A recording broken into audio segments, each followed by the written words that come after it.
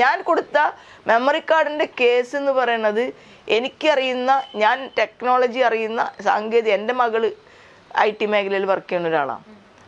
സാങ്കേതിക വിദഗ്ധരുടെ അടുത്ത് സംസാരിച്ച് കഴിഞ്ഞപ്പോൾ പറഞ്ഞ ഒരു കാര്യം, എല്ലാവരും പറഞ്ഞത് സീൻ കാണാനാണ് ഈ മെമ്മറി കാർഡ് ഇട്ടതെന്നാണ്. ആ മെമ്മറി കാർഡ് ഹാഷ് വാല്യൂ മാറണമെങ്കിൽ അത് ഓപ്പൺ ചെയ്യാൻ ശ്രമിക്കണം. നിങ്ങൾ ഈ മെമ്മറി കാർഡ് ഇത് ഇട്ടിട്ട് അപ്പോൾ ഇത് തെളിയുമല്ലോ, ഡെസ്ക്ടോപ്പ് ഇതിൽ തെളിയും. തെളിയുമ്പോൾ അത് അങ്ങനെ തന്നെ നിങ്ങൾ കോപ്പി ചെയ്താൽ ഹാഷ് വാല്യൂ മാറില്ല. മനസ്സിലായ? കോപ്പി ചെയ്യാതെ തുറക്കാൻ ശ്രമിച്ചാൽ ഹാഷ് വാല്യൂ മാറും. ഇതിനാണ് ടെക്നോളജി എന്ന് പറയുന്നത് ഇതിൻ്റെ.